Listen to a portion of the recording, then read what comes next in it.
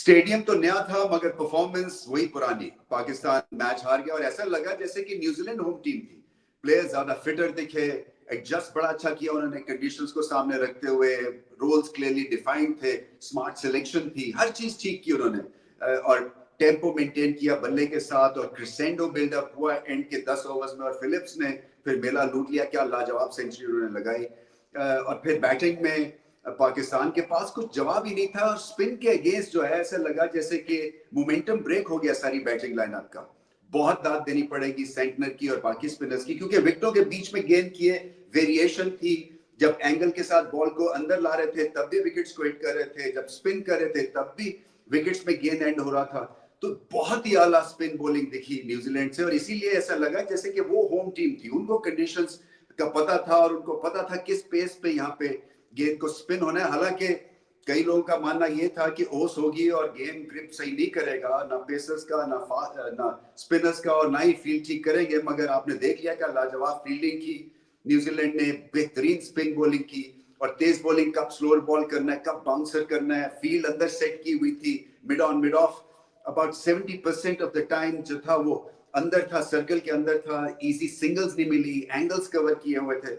तो ये पाकिस्तान ऐसे लगा जैसे कि बहुत एक तरह से बबल में रह के क्रिकेट खेल रहे हैं। ऐसे लग रहा था जैसे कि इंग्लिश का टर्म है ना, बिहाइंड 8 बॉल, बहुत पीछे दिख रहे थे न्यूजीलैंड से और अब टाइम है नहीं चैंपियंस ट्रॉफी से पहले, सो बहुत बड़ा धचका लगा है। ना सिर्फ पाकिस्तान टीम को लगा होगा, मैच हारने से जो है एक तरह से अफरा तफरी सी मच जाती है और खासतौर पर जब न्यूज ये चल रही हो कि शायद चैंपियंस ट्रॉफी से पहले सिलेक्शन दोबारा से एक दो की देखी जाएगी, इससे माहौल सब बिगड़ जाता है। सो आपको पहले तो डिसीजन ये लेना है कि यही टीम सिलेक्ट होगी और इसको आगे लेके जाना है। So that call has to be made now ताकि ये माहौल ठीक हो। और दूसरा ये कि क्या ये टीम बैटिंग सर्फेसिस के ऊपर जो कि ज्यादातर चैंपियंस ट्रॉफी में दिखने को मिलेगी, होम कंडीशंस में रह के क्या पाकिस्तान 10 विकेट ले सकेगा? क्योंकि मैं इसलिए ये बात कर रहा हूं क्योंकि जब तक विकेट्स नहीं लेंगे तब तक आप रिदम ब्रेक नहीं करेंगे, क्योंकि अदरवाइज हमारा बॉलिंग अटैक ऐसा है नहीं है जो कि एक जगह पे बॉल करे और वेरिएशन के साथ बॉल करे कि वो 4 एंड ओवर जो है इन पिचेस पे खाएगा। नहीं ऐसा होगा। आपकी जो यहाँ से वे आउट है ना वो विकेट लेके ही है, क्योंकि आप एक चौके वाला बॉल करेंगे, छक्के वाला भी बॉल करेंगे, बट फिर अहलियत ये होनी चाहिए कि आप विकेट भी ले सके।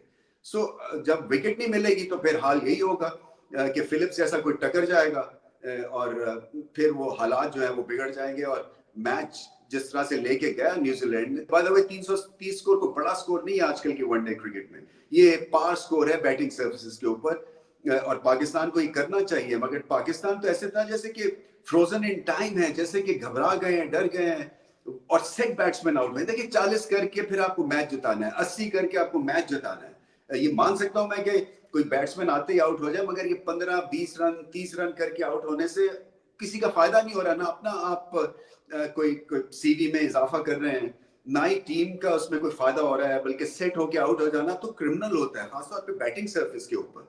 सो विकेटें भी गिरी हैं, रिदम भी नहीं था बल्ले के साथ, बॉलिंग में जो हाल हुआ है आखिरी के 10 ओवर्स में वो सबने देख ही लिया है। स्पिन डिपार्टमेंट बहुत ही कमजोर दिख रहा है। पाकिस्तान को कुछ ना कुछ करना है, क्योंकि आपने अभी देखा इंग्लैंड और इंडिया की जो सीरीज हुई, चाहे T20 की देख लें या वनडे जो पहला जीता है भारत, क्या किया? बैटिंग सर्फेस बनाई उन्होंने। कोई डेड गज गेट टर्न नहीं हो रहा था बैटिंग सर्फेस के ऊपर।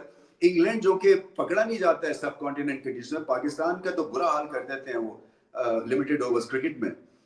उन्होंने अनलिश के 4 स्पिनर्स और उससे उन्होंने जो है विकेटें भी ली, मिडिल ओवर्स में भी आके उन्होंने जो है एक तरह से रिदम को किल किया। हमारे यहाँ जो है ना वो कोई ऐसे नहीं, मैं देखता हूं कि जो भी कोई कम बैक करता है अगर पाकिस्तान टीम में तो कोई बेहतर होके आना चाहिए ना। फिर उसको फिर ये नहीं होना चाहिए कि खुशदिल की तरह आप सेट हो जाए फिर स्टंप हो जाए। तो आपको मौका मिला इतना बड़ा तो आप प्रूव करें ना कि आप क्रंच मोमेंट के ऊपर मैच जिताएंगे या कोई 50 की जबरदस्त इनिंग्स खेलेंगे या बॉल के साथ आप जादू जगाएंगे।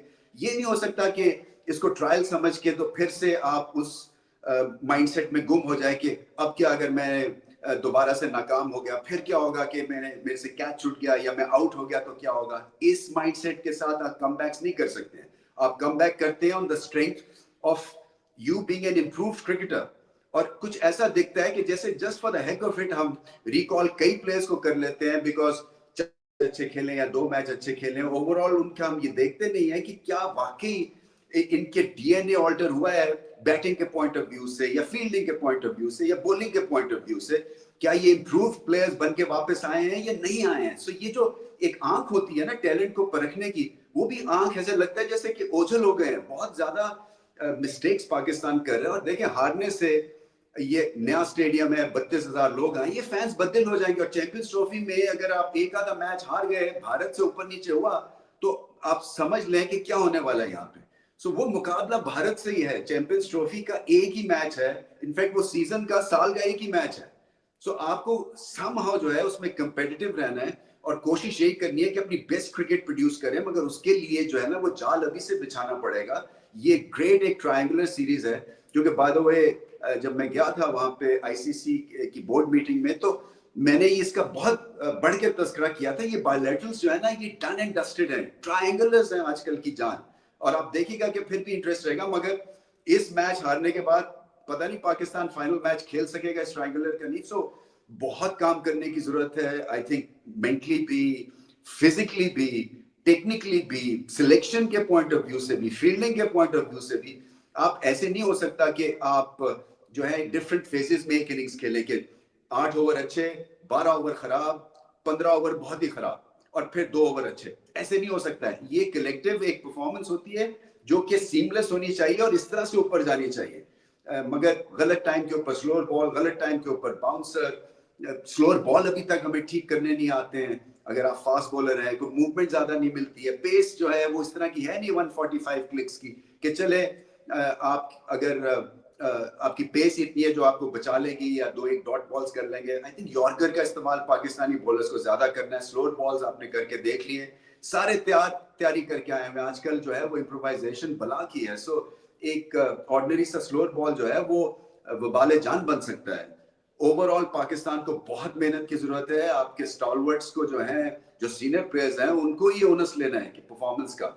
और फिर मिडिल ऑर्डर में वही जैसे मैंने कहा कि बहुत ही रॉ मिडिल ऑर्डर है, इसलिए कि सेट होके आउट हो रहे हैं, अजीबो गरीब शॉट्स खेल के आउट हो रहे हैं। टेल एंडर्स को और ज्यादा मजबूत बैटिंग करनी है।